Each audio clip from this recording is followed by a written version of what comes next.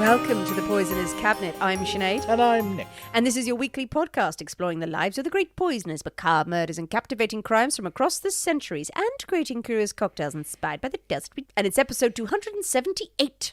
Hurrah! Hurrah! We've done a lot of episodes. There's a lot of episodes. We really have, haven't we? Yeah. Well done, us. Who would have thought that'd be that many murders? But I didn't. But that's why we started elbowing in just people from history and fun, wonderful, scintillating tales of historical madness, which is our want. How are you, Nick? Oh, all right. You're all right. Another week. It's another week. Another week.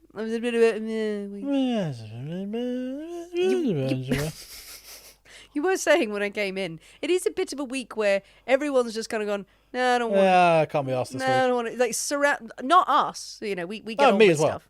Yeah, you as well. Yeah. Oh, okay. But everyone's been cancelling or not turning up to stuff and just kind of like, oh, fine. Yeah, But it was Blue Monday, remember? Oh, yeah. It is the most depressing week of the year. That's true. Though technically now it's 22nd, isn't it? We have just gotten through the darkest 10 weeks. So the light is slowly coming back. Slowly coming back, yes. We're not far off St. Bridget's Day, which is the big deal. 1st of February. 1st of February? Yeah. Almost there. Almost there, but now it's getting lighter steadily. So we made it through the dark. That's a song. I don't know which one, but I think there's a few there. There's probably a few out there. But yes, it's all going to be fine. Hooray. Any poisonings this week? Probably. In the depths of the darkness. Under cover of darkness, did you make use of it? Absolutely. Okay, good. So many. Nice. Oh, good. I'm glad that you were using your time effectively. Yes, exactly. Great. It's been productive. Well, speaking of poisoning people under cover of darkness, but not anymore, I think it's time for us to thank our delicious Patreon subscribers. Yes, absolutely, we should. And this week we have to say a very special thank you to Amy Ballantine, our latest Patreon. Amy, thank you very much, you sexy, sexy Patreon subscriber. Thank you to all of our Patreon subscribers as well. We have so many on there. It's a lovely place. We had fun on Patreon this week. We told an old crazy tale of witch trials. You just made some shit up. I made some shit up, absolutely. I just went, you know what, screw it. No, we had some fantastic research sent to us by one of our Patreons, Goblin Sleeping in a Cave, Sophie, who sent us translated details of a witch trial in Germany, and it was great little historical detail. Very good. Yeah, it was really weird, and there was killing of a cow. I mean, the worst type of killing. The worst type of killing, and lots of arguments about skirts and money. And things. If you want to know what the hell we're talking about, please do consider joining us on patreon.com/The Poisoner's Cabinet. That's where you can get extra episodes from us every single week, as well as a huge stack of bonus material, backlog of lots of extra episodes, outtakes, all fun stuff. There's videos on there. We have our book club where we are reading Rebecca this month, and you can have a bit of a discussion. And it's also a wonderful community. This is a place where a lot of people chat. They kind of get to know each other. We all have really good fun conversations on Patreon. It's a really lovely place, and it's a way of supporting the show. You can join us for $5 a month. You can join us for $15 a month. Find us on Patreon, and also follow us on the various social media channels. There are so many. There are so many that we're on there. We love telling little stories on TikTok, and we put them on Instagram, and on YouTube. We're doing much more uploads on YouTube as well. It's all happening. Let's all go. Nick, we also have a bit of a shout out. Well, a sort of a reference to some excellent work. Okay. So, darling Kirsty Lem, who has become a Patreon subscriber because her boyfriend Harry bought her a Patreon membership. Welcome. She is a fan. He is a fan as well, and he went out of his way to give her a gift. He told her what her gift was via a jar of pickles. Okay. So he got her a jar of pickles. She sent us the pictures, and he created a label. He put in edible glitter to the pickles, and on the label that looks like kind of an information, like the nutritional label explains that it's not suitable for human consumption. If consumed, please seek urgent medical attention. These pickles are literally poison. Did you not read the label? Kirsty was such a fan of the show, and she wanted to share the joy and give him a shout out on the show for the poison great pickles. Creativity for the poison pickles. Thank you so much, Harry, for gifting her the prescription. And that's wonderful. That creativity. You deserve all of the pickles. All the pickles. Non-poisoned. Well, Nick, are you ready? Probably. To drink cocktails and talk about poison? I should probably do something like that. Or we could drink poison and talk about cocktails. Stop that, please. That's Wow. That's Whoa. What was wrong with my very upsetting. verging on, didn't even get there, Marilyn Monroe voice? Was that really what it was? Well, I didn't get a chance because you stopped me. Good. I was just warming up. Glad Why I did. why in don't you advance. like that No, voice? it's very unnecessary. Why? Why not? Everyone, if you want to annoy Nick, just do that sort of voice. And Put on voice a silly next to him. voice. Put on any silly voice. You're like, none of that. There's none of that. None of that. Shall we go with the first one? Yeah, okay. Hooray, hooray, hooray. It is Nick's story this week, and we can't possibly have a story without a cocktail in hand. As you know, dear listeners, every week we choose a secret ingredient that is inspired by the tale that we tell, and it will flavour our cocktail of the week. Nick, this week's secret ingredient is... Is a horse and cart. A horse and cart. A horse and cart. Together at last. Yes, indeed. Oh, lovely. How old-timey and lovely. Yes, indeed. Now, is it a cart as in oldie rural, or is Yes, it more like clippy-cloppy around the cities? No, sort of a rural, sort of Okay. horsey-carty, transportation-y, carry things around sort of thing. A horse and cart. Horse and cart. Lovely. Excellent. Oh, good. Like a Shire horse? I do not know the specific breed of horse Fucking hell. used in this particular story. I probably should have done more research, shouldn't you? I probably should have done. The horse is the most important part. Yes. The horse does not fare well. No, Warnings. I don't want to do it now. I enjoy a horse. Okay. Well, with that as your inspiration and your trauma, possibly, what have you come up with? We're going to have... What are we going to have? We're going to have... What? We are going to have... What? We're having a banana cart. What? A cart used to transport bananas. A banana. I can't even begin. What? It's a cart. How do you know there's a horse? What? Okay, it could be an oxen, I suppose. Or a series of men. A series of men. Well, you probably want more than one. A series of Lots of bananas get heavy. So you don't want more than one. You've painted a picture, Nick. Yeah. So I was going to go with a horse. Right. Who's pulling these many bananas. These many I bananas. don't know how many bananas. You don't know how many. It depends how One. many you can fit in the cart. Just a small bunch. Yes. It's being taken along by the largest horse on the island. Like a banana cart. You elbowed this in here. Oh, Banana cart. Banana cart. Banana cart. It's also fun to say. It is quite fun to say. Well, I might take a guess at what are the ingredients in this one, but if it is, that's very exciting. If not, then I'm going to be very disappointed and sad, as I'm already furious now about this banana cart. But I like the idea of a massive horse pulling one single banana. A single banana. A single banana, the hallowed cart. Marvellous. Well, I think it is high time for us to clip-clop into the poisonous cabinet kitchen and shake up a storm, so we'll see you in a minute. We'll see you in a bit.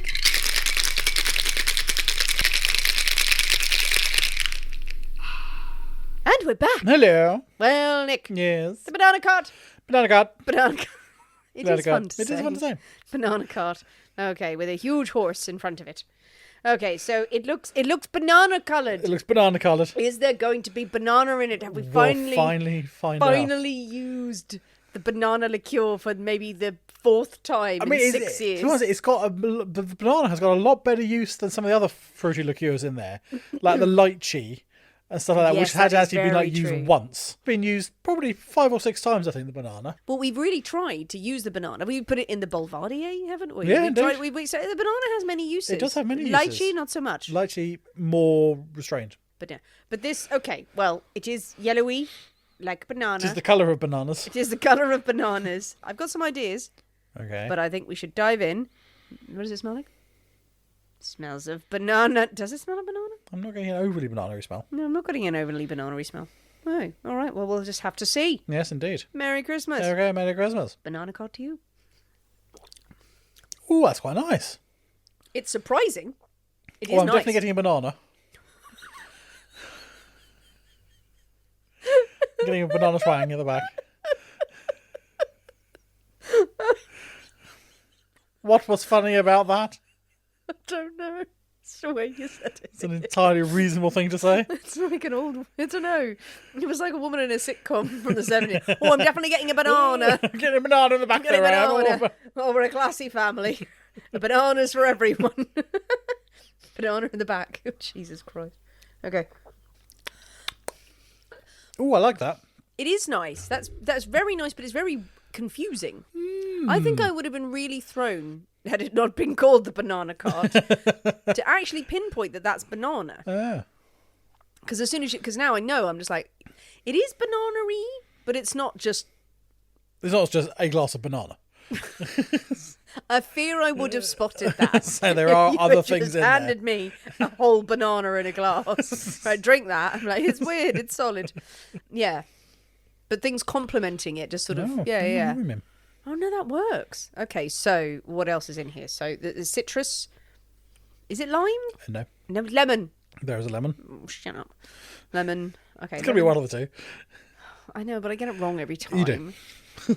You could also go, oh, it's yellow. Oh, shut up. All right. Banana and lemon. Yes. Is there like an allspice or something in there? Oh, that means Like you're a on pimento? the... No, but you're not far off. Something, there is like a cinnamony or kind of a... Cinnamony? What's that? Cinnamony? But you're just waving your finger at me. There's there's cinnamon in there. Cinnamon. A cinnamon liqueur. Cinnamon No, liqueur. sorry. No, so the cinnamon syrup, beg your pardon. Cinnamon syrup. Oh, very nice. Banana, lemon, rum, I guess. Yes. Because it just rum and banana. Rum and banana. No, together. So golden rum or white rum? Well, the recipe calls for spiced rum. Delicious. I didn't have enough spiced rum, so I had to mix. I mixed the spiced rum I did have with the honey rum that we bought from the place in York. Oh, that is nice. So yeah, that was sent to us. Yes, indeed. So spiced rum, and then I topped up to the quantity I needed with the honey rum. Yeah, because you can kind of taste the honey. Yeah. Is that it? Sugar or? Nope, no. There's cinnamon syrup would be enough. Yeah, just so the rum, the banana, The lime, the lemon, and the cinnamon. Yes, that's it. Oh my god, that works. Really? Yeah, happy with that. Just banana liqueur. If you've bought the bottle, guys. Yeah.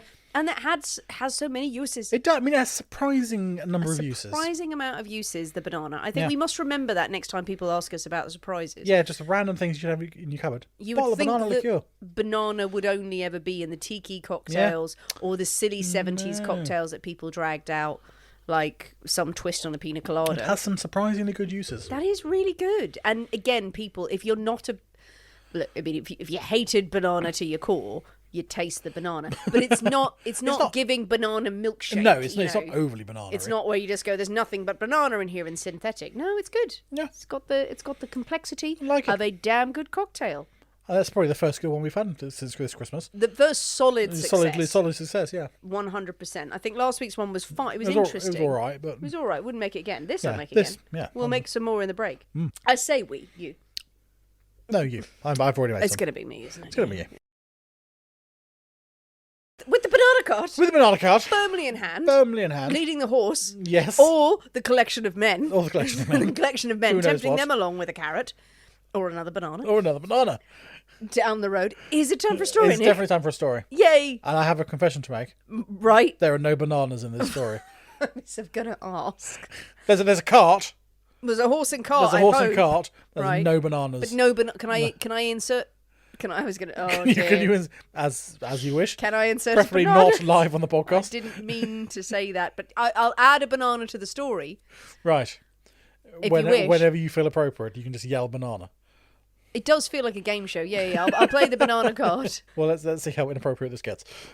Nick will be 2 minutes in and will have been cancelled. Wonderful. Story time. Woo. It is. Yeah, so this week we're going to Australia. Lovely. Australia.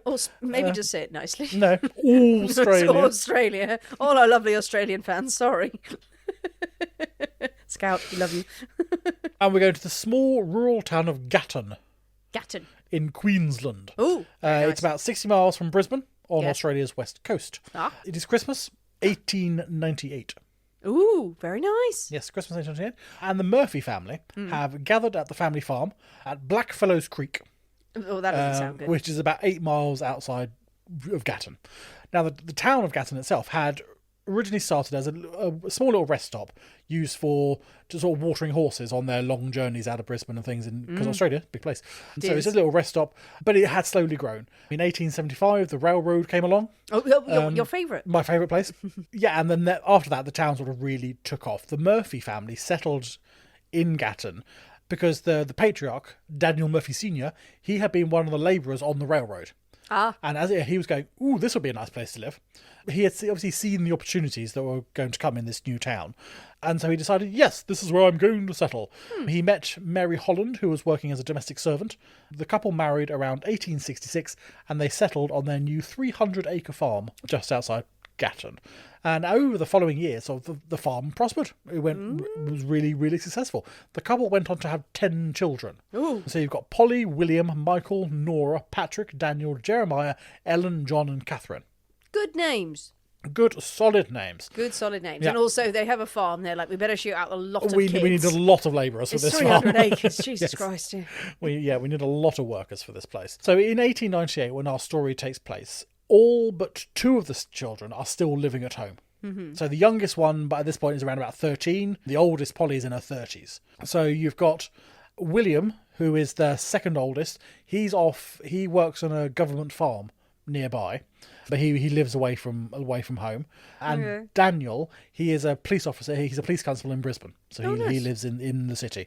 But One didn't want the farming life. The other one went, I do, but not yours. But not yours. Yes, yes. I'm going to Well, go over this here. was apparently an experimental government farm. I don't know if they were experimenting with different types of crops or see what will grow or I don't know. Bananas. Bananas. Bananas. Desperately trying to grow bananas Oh, I in fear I Western played Australia. it too early. That was a test banana card there. he was there just rearing bananas Yep. and hawks. Just a single banana was growing, and he's got this like 300-acre farm. He's growing one banana. And right his in the job middle. is to watch it. Watch the all banana. day. He turned around. A bloody dingo. That's it. It's a kangaroo with a banana in his mouth bouncing off. And other cliches. That other oh, terrible you. American Australian stereotypes. Okay, great. Anyway, enough of that. Enough of that. 8 of them are living at home. Polly, who is the oldest, so she's 32. She had married, and she had moved out, had married. They've got 2 children, but she had been involved in an accident, which had left her sort of pretty partially paralysed. Poor thing. So she and her husband and the 2 children moved back with her parents at the farm. So this results in 15 people living in a 5-bedroom farmhouse. Ooh, So ew. squeeze them in. All the kids will sleep in the Oh, same exactly. I mean, all the way, kids are, they're bunking up and things. So they're like bunk beds and sort of 12 oh, you're room all type fine. thing. Yeah, exactly. They're all fine. Yeah, one person has a room to themselves, Yeah. and they're like, bit much. Yeah, Now, the family has a bit of a reputation in town. I mean, only that they keep themselves to themselves. They're not much for socialising or sort of mixing with others and things. They will do when they go to town to sell their produce and all this sort of stuff. But otherwise, they pretty much keep themselves to themselves. And never a Mary... good sign. Well, no, Mary is very much the matriarch of the family. She rules the place. Daniel, he's described as a quiet man, very good at the old farming, does his job, but when he's not out on the farming, he sort of keeps himself to himself. A lot of time in prayer. They're a very religious family, strictly God. Catholic. So yeah, Mary and Daniel, they're very religious. So he spends a lot of time, if he's not farming, he's praying, and Mary is ruling everything else. Oh, that's not sounding good. Really. So as I said, they don't mingle much in town, but they do when they go to church, obviously. And so because they're every Sunday they are there at the front of the church in the first pews, very respectable, very religious, very upstanding people. Bit odd because they don't really go out much, they don't do much, but perfectly pleasant people. Yes, this is not shaping up well. As in, everyone is like, oh, what a nice person. No, what a nice person. I think you have to give them they're fine. Nothing untoward like that is going to happen. No, they but don't suddenly go around killing everyone. Well, this is usually how our stories go. What a nice, normal family. Normal family. Normal family. With many skulls in their Exactly. cellar. They wear human skin as hats. Only on Tuesdays. Only on Tuesdays. Tuesdays. And keep themselves to themselves. Exactly. On Christmas Day, 1898, the entire family has gathered at the farm. Apart from Daniel, who's working in Brisbane, he can't get the time off from his constabling. But everyone else spends the day together. They go to mass in the morning and then back to the farm. Mm-hmm. And then when people are asked later, I mean, everyone said they think they were in perfectly fine spirits at church that morning. Everything seems grand. The next day, Boxing Day, they went to the nearby horse track at Mount Silver. Okay. To watch the horse racing, have a nice yes. picnic, and just generally celebrate Christmas. Yeah, it was all very civilised and very, very, very lovely. Why not? But the real highlight was going to be that evening. There was a dance in Gatton, and that was going to be the real highlight of the of the season, especially for the younger adults. Yes. So some of the older kids, this was the highlight. So around 7 o'clock that evening, Michael, Nora, and Ellen, they set off to the dance. The dance is being held at the Tampara Divisional Hall, and it's a few miles out from the family farm. Now, Michael borrows his brother-in-law William's cart for the occasion, because we want to get there in one piece, we want to get there relatively quickly and in some vague comfort. So he borrows the cart from his brother-in-law, and they leave dressed in their very best attire. In the cart. With a horse. Yay! I mean, this is an opportunity for, say, 27-year-old Nora and 18-year-old Ellen to sort of look out for any sorts of potential suitors out there on things. Obviously, under the watchful eye of their big brother. Yes, but they're all going to have a lovely, lovely time. Yes. Dressed up to the nines. Bustles for days. Really showing off themselves, indeed. I mean, it takes a couple of hours of sort of slow plodding in this sort of horse and cart to get into Gatton. And they arrive in the town at around 9 o'clock that evening. They get to the hall, only to find hall is deserted. What? The hall is deserted, total darkness. Dance has been cancelled. Dance has been cancelled. The news hadn't reached them out on the farm. Not a soul to be seen. Not a soul to be seen. So much disappointment all round. Did they make their own dance? Oh, they didn't make their own dance. Well, who knows? But much disappointment all round. And they have little other option, really, apart from just to turn the car around and head home. So that they do. Yeah, they start to head home going, oh, it's going to be such a lovely evening. But no. Yeah, that is disappointing. It's very, very disappointing indeed. The next morning, the Murphys wake and they start attending to their normal farmy duties until they notice, well, the horse isn't back in the stable. The cart is not back in the yard. It's not unusual for these sort of social occasions to go on till perhaps midnight, 1 o'clock or something like that, but certainly no later. And they would absolutely be expected to be back that evening. They wouldn't be staying overnight in town or anything like that. So so this is starting to get like it's a bit odd that they're not back yet. William McNeil, the brother-in-law, seems to be particularly concerned because he knows the cart that he's lent them. It's not in the best conditions. It's a bit rickety. One of the wheels is really wobbly. And he's thinking, oh Christ, have they had an accident on the way or something? The wheels come off and the cart's flung them out into the hedge or something like that. Probably shouldn't have lent them the cart. Yeah, but so he's starting to feel like, oh shit.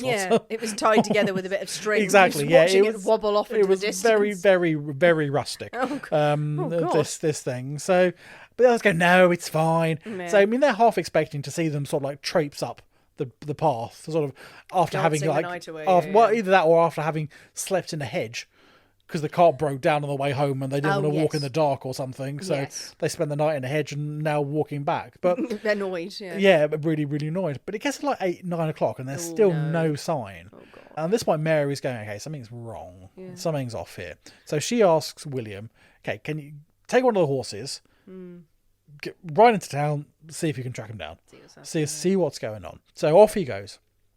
And he follows the tracks left by the cart, and he can quite easily see which is his cart because of the wobbly wheel. It leaves a sort of like zigzaggy pattern in the track, so you can really easily identify. Right, that's the wobbly cart. Follow these tracks, and I know exactly where they've been going. Oh, good lord! And so off he goes, following these tracks. Was he following it, going like, I can tell by the wobbly wheel and the bodies that it left in its wake. So he's following the tracks down the sort of the main road that they would have taken, until he notices the tracks veer off into a field, into a paddock. No, it's a bit odd. So he gets off his horse and he walks down. There's a fence that bars his way, but you can clearly see that the tracks have gone past the fence, and it's what's known as a slip fence. So like the panel, the rails lift off. So he lifts off these rails, so he gets through, and sort of he starts walking into the field, and he sees his cart in the middle of the field. Sort of there, and he starts walking a bit closer, and he sees what looks like piles of clothes sort of on the ground, and he gets a bit closer. He starts calling out, no response at all, and then he sees 3 figures lying on the ground. Now He gets sort of he's calling out for his brother-in-law and his sisters-in-law, but there's no response, and he gets closer and closer and closer, and he thinks, okay, something is wrong here. And then what finally twigs it for him is he sees their bodies are covered in ants. Oh, God. Covered in bugs and things like that. So right. So he actually freaks out and he legs it. Yeah. He runs out of there, runs back onto the road, gets on his horse, says, right, I need to get to Gatton. I need to get to the police. Yeah. So he legs it, as one does on a horse, gallops down the road. Not before stopping at the Byronborough Hotel, though, where he announces what he's seen to all the patrons in the hotel. Right.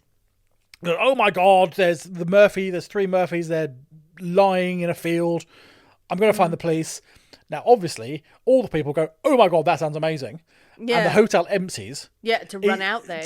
Either run out there or go and spread the news around town. Well, I guess I can understand that, because you would sort of be riding sort of like, they're dead, maybe there's a killer, so you would probably tell people, like, well, do you know, like, find out, go and look after their bodies or something. Yeah, maybe. so he's made this announcement in the hotel.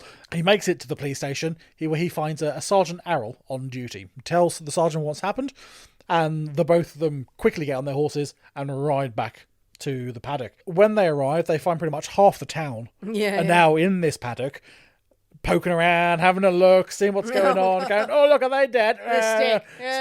Stick. Going through everything, tramping around the place. It's not completely, a day of forensics. Completely destroying anything, any sort of evidence or anything that might be around. They're sort of picking up the clothes, going, oh, well, this is your clothes. Yeah, completely ruining everything. Now, the sergeant manages to get them vaguely under control and says, just fuck off. Everyone just leave. Just get out of it. This is obviously something horrendous has happened. Yeah. Go. He sends most people packing. He sort of keeps a couple of people, people he trusts, sort of back to try and help him out. Now, from his cursory look, he knows that he needs a medical examiner on the scene as soon as possible. But the nearest one is miles and miles away. So he thinks, okay, right, I need to assess things as best as I can. So from his sort of description of the scene, he finds Nora. So Nora was the 18-year-old. Her body is lying on its side on a rug that's been spread out underneath a tree. Her hands are tied behind her back with her own handkerchief, and she's got a deep wound on the side of her head. She's been killed by a really heavy blow to the head with something really quite chunky. A few yards away, Ellen and Michael are laying in the ground. They're laying back to back. Ellen is in much the same state as her sister. Her hands are bound behind her back with her own, what looks like to be her own handkerchief, and she's got a deep wound on the side of her head as well. Michael is slightly different. It looks like he had been shot rather than bludgeoned, and his hands are untied, but his hands are gripping his leather purse. The people sort of knew he had about 15 shillings or so in that he had taken to the dance. The purse is now empty, so that all that's been taken. Though from marks around his wrist, it is surmised that at some point he had been bound, but for whatever reason the binds had been removed, and they found a leather strap that had been taken from the horse a few yards from his body. Both Ellen and Nora's clothing was torn, and they had scratch marks on their arm. And Ellen had a knife wound on her face. Yeah. The sergeant can clearly see that both women have been sexually assaulted. Another peculiarity that the sergeant noted was that all three bodies had been laid out to face due west. All their feet were facing exactly west. They were laying out sort of quite straight. Not just sort of like deliberately had been... Not just sort of thrown. Not just thrown. They had been deliberately positioned, exactly. Lying straight out, east to west, with their feet facing west. The police officer, that's not a coincidence. That's been... No, that is weird. That's been... So he's carried out this sort of initial investigation, and he soon realises, okay, the small Gatton police force, this is well out of their league. Triple homicide this is something that they have no experience with. They need some proper help. So he rides back into town to send a telegraph to the police commissioner in Brisbane, which is the nearest biggest city, requesting urgent assistance. They need seasoned detectives on this one. He leaves Mr. Gilbert, who is the owner of the hotel, Yeah. who was still on the scene. He leaves him sort of in charge, keep people away. Right, And hotel owner. So yeah, keep people away. Try, and I'll be back as soon as I can. At the same time, William McNeil, who found them, he rides back to the Murphy farm to tell the Murphys about what has been discovered. They said that when Daniel, the father, hears, he collapses to the ground. Surprise. Mary, seemingly again of much stronger stuff, she is adamant, take me there now. Yeah. She wants to see her children, and she takes sort of bedclothes and things that she can cover them and things properly. Well, 3 kids. Three kids. Yeah. And so they head out there straight away. The sergeant sends his telegraph, and he also requests a medical examiner who's slightly nearer in a nearby town, so it's not quite as far out as Brisbane. He does that. He then returns to the field where he finds Mary there crying over the bodies of her children, and other curious townsfolk who sort of crept in, knowing that the sergeant had vacated. It's like, oh, it's our chance to go and have a look. But again, he tries to sort of clear them out and get them out of the way. He had initially wanted to leave the bodies where they were until the police arrived from Brisbane, but he soon realised it's going to be hours before they arrive, and the amount of people who have been in and out of this place already, there's nothing bloody left anyway. So eventually he agrees, okay, we'll take the bodies, and they take them to the hotel. Yeah. By 4 p.m. that day, medical examiner Dr. von Lossberg has arrived in town from the nearby Ipswich. Yeah. A few hours later, he announces he's finished his examination, all done, it's all good. By 7:30 on, he's on the train home. Sorry, what? Yeah, 7:30. 3.5 hours. 3.5 hours. I've examined all 3 of them. It's fine. I'll write my report out when I get home, and I'll send it to the police. What the fuck has he got to do? Fine. He's late for the theatre or something. Late for the theatre. Is he having tickets. an affair that weekend or Dunno. something? He's a busy man. He'll send the report in when he gets home. Yes, it is my conclusion that they are dead. It's time for a break. I think that is. Nick, we have our drinks. We do. Delicious banana carts. More banana carts. Bananas for all. I mean, this tale is increasingly sad and horrible. Yes. I don't think me throwing a banana in at this point. I'm glad I paid it early. Yes. I'm glad I played it early, but there may still be room for a banana. You never know. To add some levity. We're going to need it. Oh, Christ. Do we know what happens to the horse? Are you getting to that? Oh, I beg your... Oh, I missed that. The horse was shot. So, it's not funny, but also the horse was shot. Sorry, I missed that. I must have skipped that bit. The horse was killed. Oh, the horse was there, and they shot the horse. They shot the horse. They shot the horsey. Yes. Bad bandits. Yes. All round, it's just tragedy. Yes. All right. Well, I brought the It's mood not down good. again. You Sorry. did, didn't you? Right, dead horse. Yes, a dead horse. It's a dead horse, 3 dead people. Yeah, medical Terrible examiner. assaults. Medical examiner on the train home. He's gone home. He's gone. He's done his thing, and so he's getting back to his banana. he's getting back to his bananas. I mean, they've been shipped in specially. Yeah. I have a weekend plan. I've got a weekend plan with those bananas, and you're interrupting me. So Oh, God. my Christmas bananas. My Christmas bananas. I can't wait. The Boxing Day banana. Boxing It's Day banana. Very famous.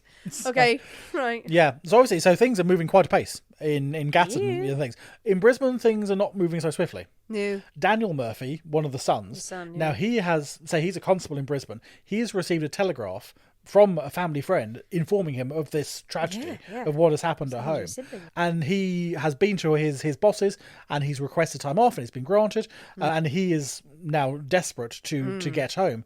He races to the train station, but he misses the 1 o'clock train, so there's going to be a few hours waiting for the next one. So he decides to return to the police headquarters to see what's going on. He gets there and he finds nothing is happening. Nothing is happening. The police commissioner has received the telegraph from Sergeant All. The commissioner, there's a rumour going around that it's all a hoax. What? These 3 murders, it's all jolly Christmas japes. The news of these 3 murders, it's all.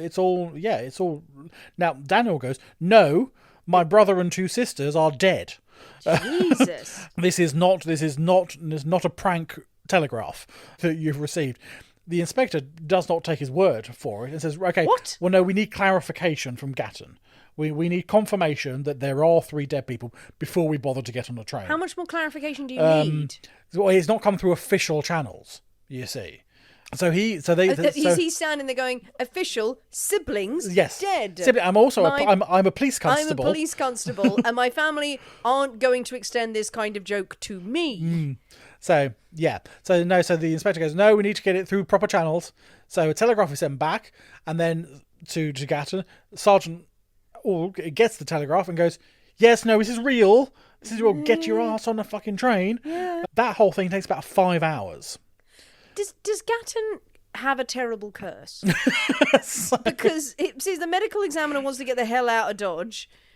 They don't want to go down there, and I'm thinking maybe they're lazy or Christmas. So this is It would have been Boxing Day. So this is the ball was on the dance was on Boxing Day. They were found on the 27th. Yeah, so it's the Chris. Well, I mean, it's not like back then you've got like an extended annual leave. No, and you would have thought this is a police station. It's a police station. It's generally manned 24/7. One would assume, but maybe it's haunted. Maybe Gatton is like everyone.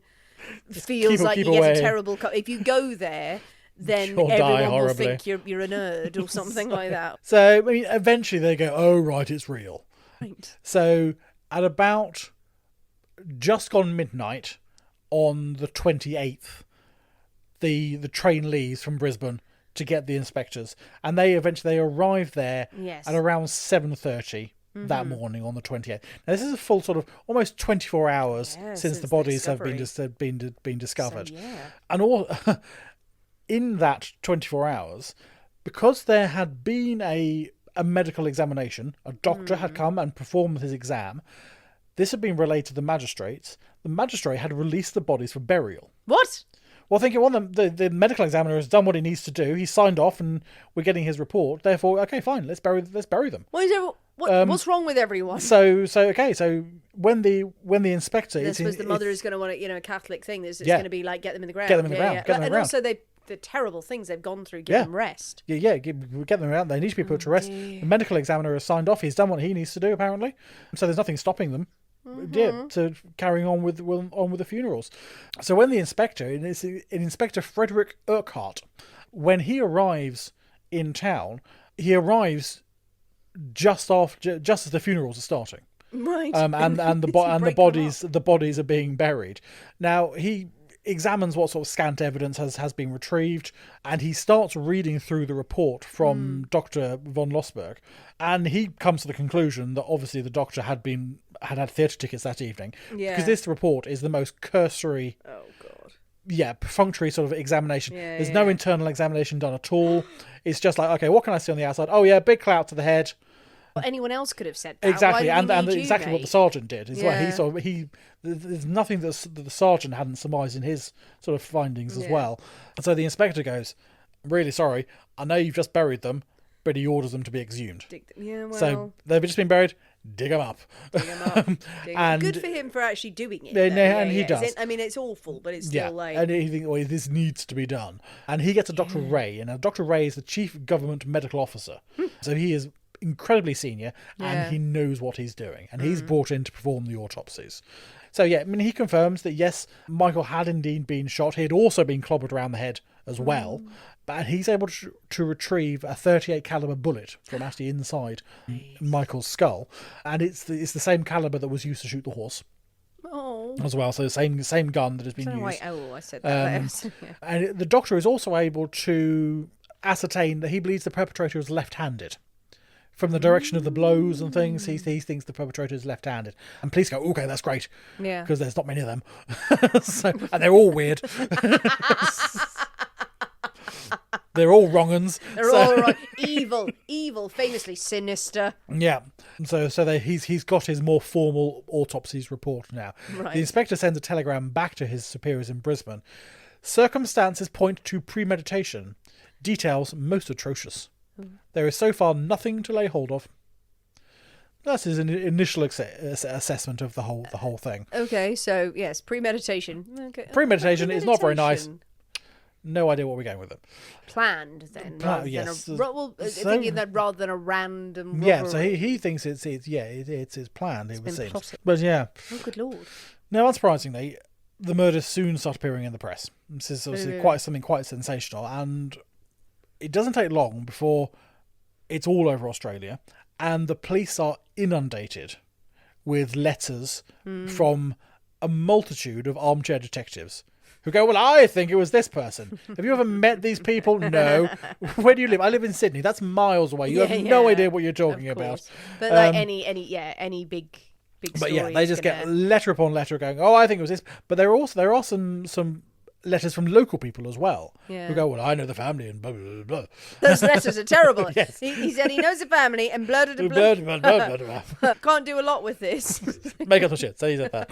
There's one letter that's sent in that is reported in the paper is that a woman who lived in a house not too far from the crime scene heard a female voice cry out, "Father." And from that, a theory in the press developed that had Daniel Sr.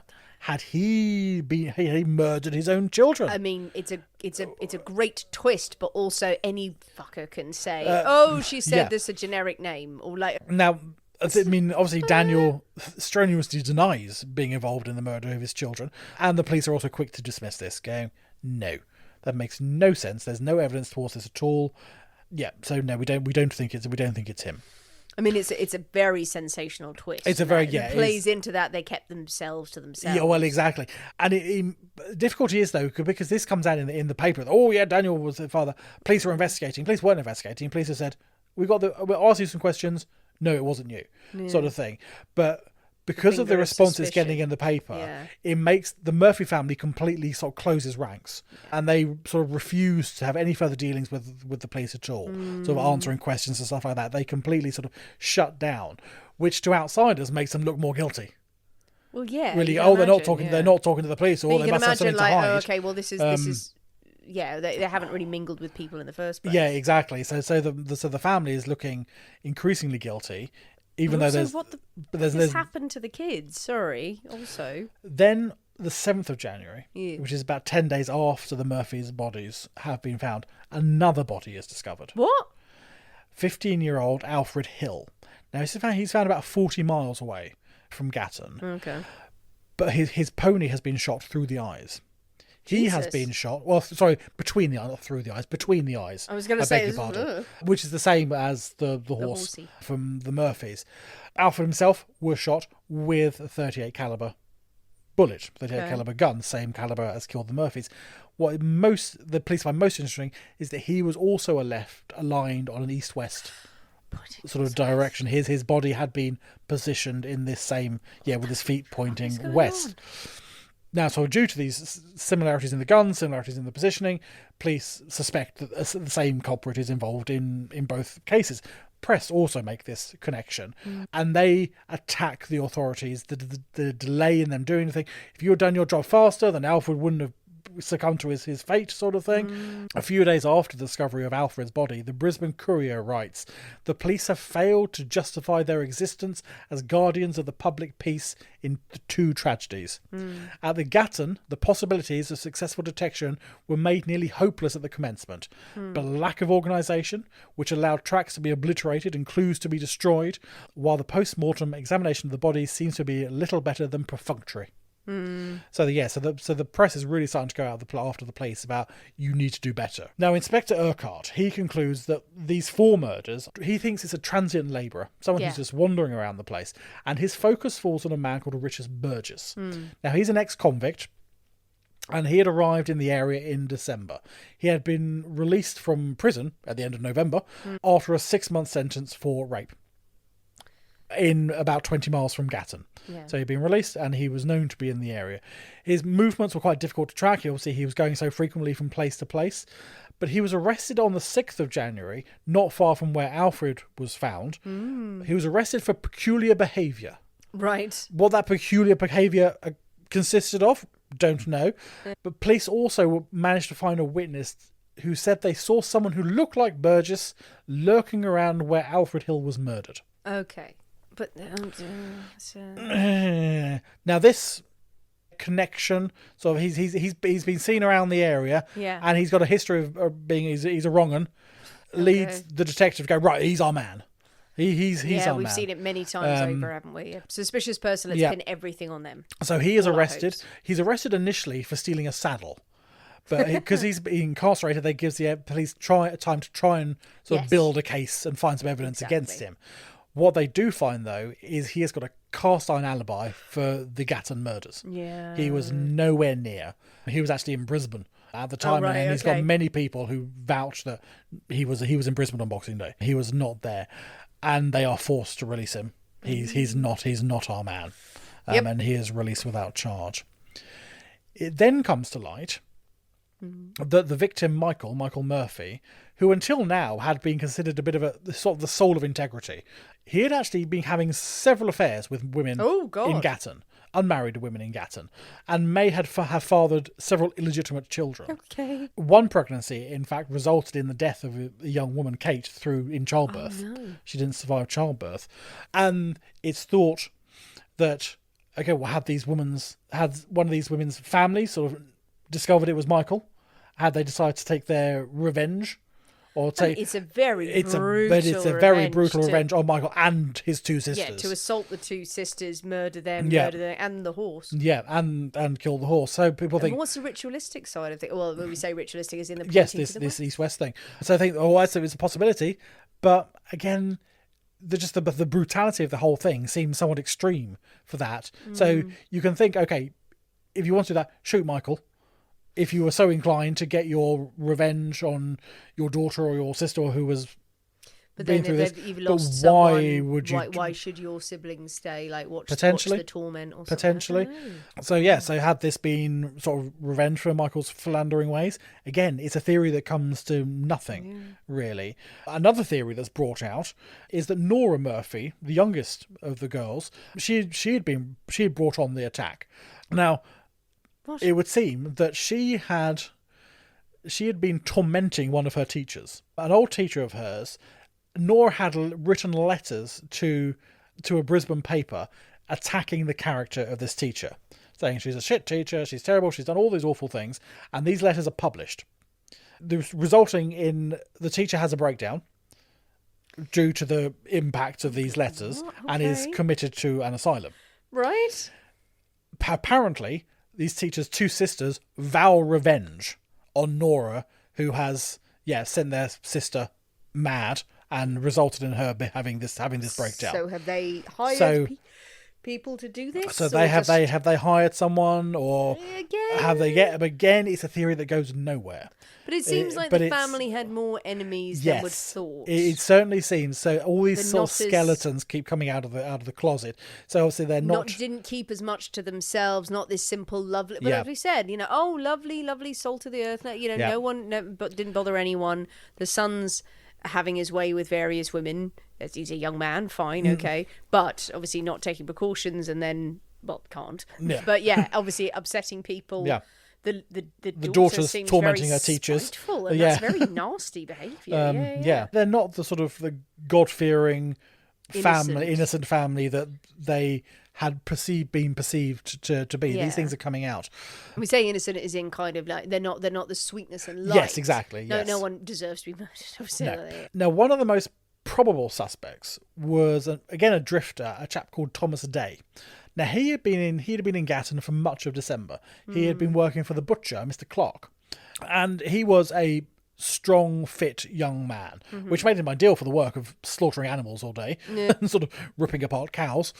Thomas had made his home in a shack behind the Clark house, just beside the paddock where the bodies had been found. Now, Mr. Clark had told Inspector in his general inquiries that he had held a firework display on Boxing Day evening. Between about 8 and 9 or so, Boxing Day, he had held this display. And that Thomas was the only member of the household who had not attended. He was nowhere to be seen Boxing Day evening. No one knew where he was. Okay. Now, when Thomas is questioned about, well, where were you? Thomas said, well, he had gone to bed early. He went to bed about 7 o'clock. He had read until he fell asleep, and he had heard nothing. He had known anything amiss at all. Yeah. When police search his room, they find a shirt with blood spatter on the arms. But he's a butcher. He is all a of his butcher. Clothes are covered in blood. And they have no way of telling animal blood from human blood at this time in this community. So, and he explained, that's perfectly reasonable that a man who spends all day, every day, chopping up animals, is going to have blood on him, on his shirt sleeves. And so, although he has the strength, and he has the ability, and he has the proximity to carry out these crimes, the inspector decides he's innocent. Inspector Urquhart, he goes, no, he's not our man. It's later thought that, well, several people disagree with him. Sergeant All desperately disagrees and says, no, we need to look at him more closely. The inspector is absolutely adamant that he's not their man. Yeah. And it seems to be that the inspector is a very old-fashioned chap. And Okay. because Thomas Day, it turns out, was a slightly educated man. Even though he was working as a labourer, he was an educated chap. When the police first came to question him, he was found and he was reading a book of 14th century Italian poetry. As you do. As you do. So obviously an educated and an enlightened chap. And the inspector believes that, well, an educated man wouldn't do something so brutal. Someone who has obviously got some intelligence, had an education, reads 14th century Italian poetry. I mean, it's giving psychopath to me, actually. Yeah. Is not going to do anything so violent or so brutal. It can't possibly be him. Right. So, Great. So the inspector's also a bit of a snob. Clearly. Yeah. So no, he refuses to acknowledge that this man might be a suspect at all. No, he's far too clever for that. He's far too educated to murder people.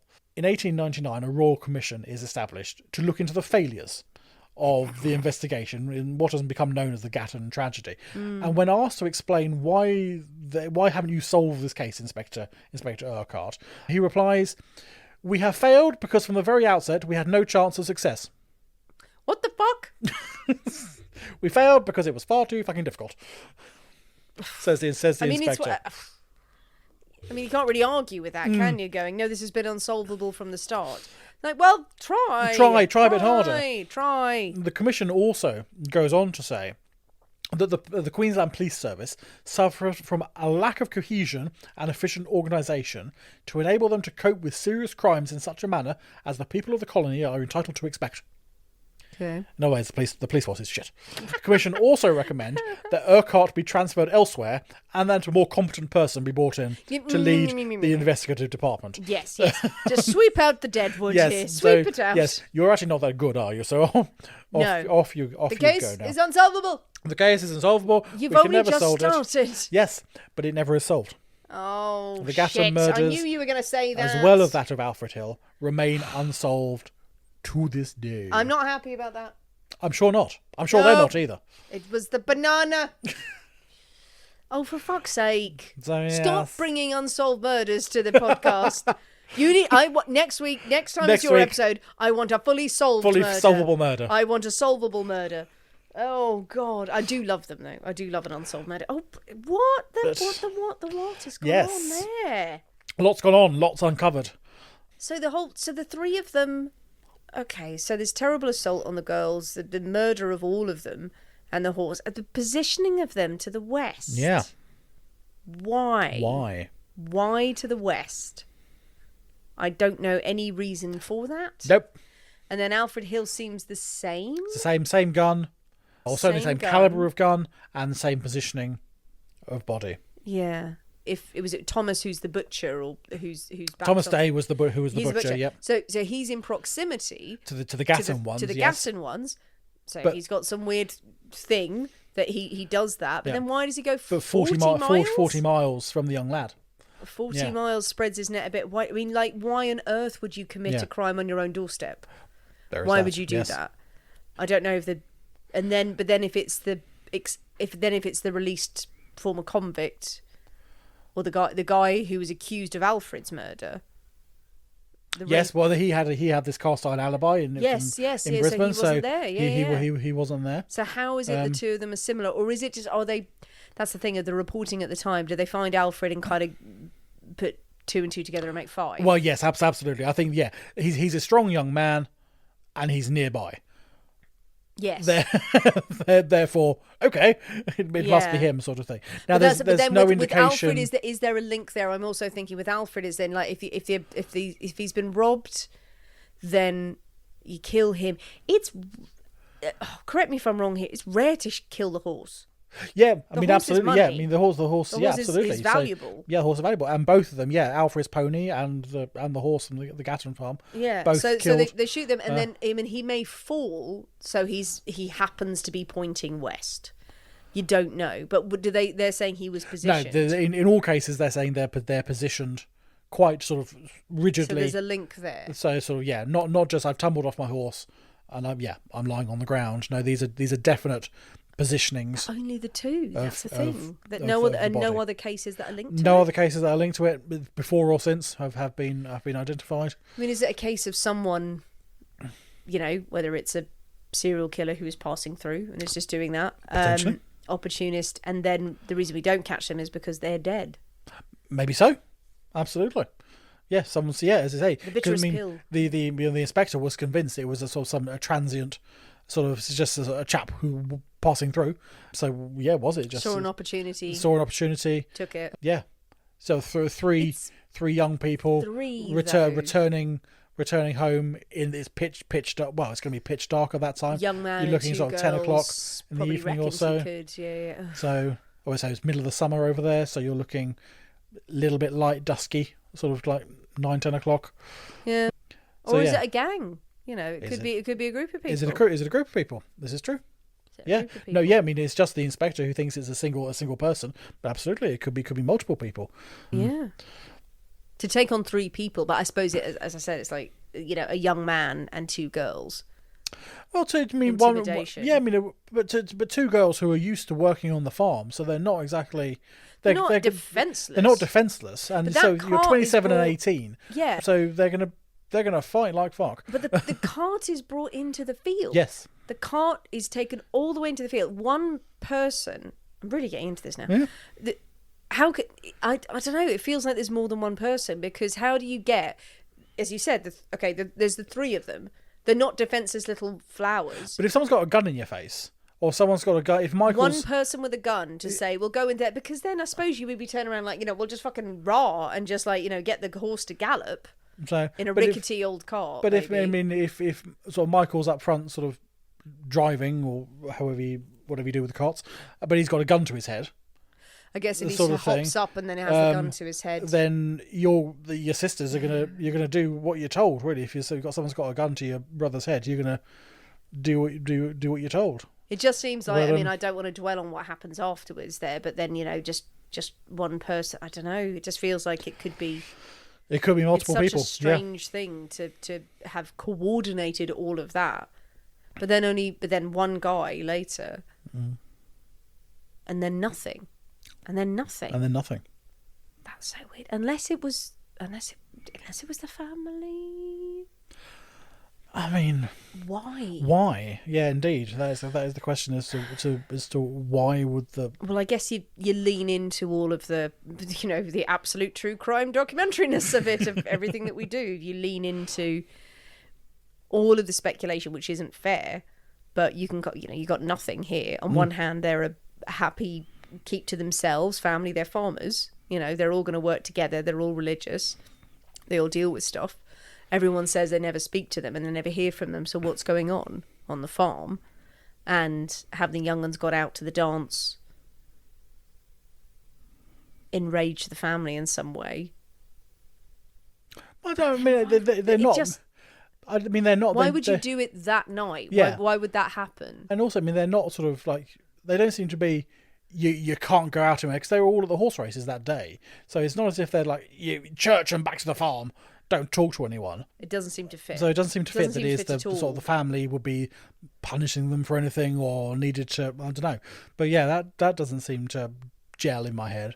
I guess it's the most frustrating thing, that it is maybe a transient person who's just passing through with some weird thing about West positioning them in that way.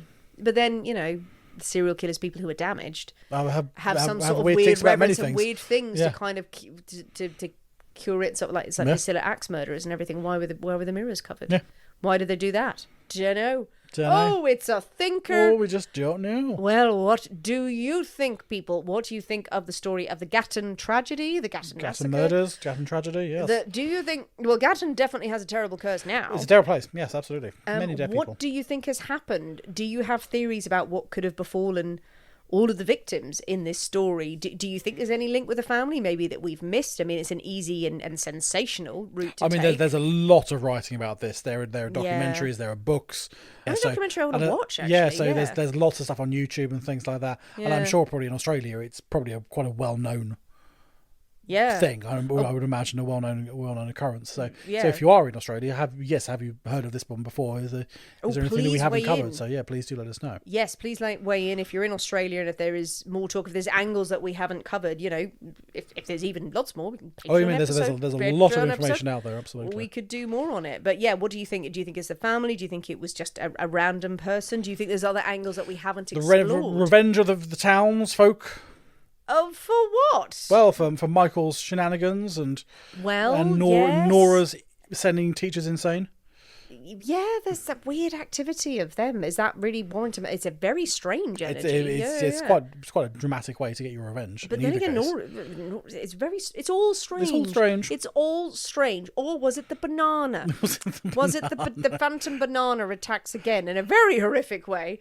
Tell us what you think. Jump on the comments of this episode. Share your thoughts, your feelings, your theories. But most importantly, while you do, as you're musing, do mix up the banana cart. The banana cart was a delight. Oh, that was a damn success. Excellent bananaing. And a wonderful application of the banana liqueur. The banana, so yeah. If you've got the bottle of it, it's good. Oh, it is worth investing. Yeah. It is worth and it's investing. not crazy money. Nah. No, you're probably looking looking at this every time. Yeah, but go for it. It's not chartreuse money. No. It's about 20 quid.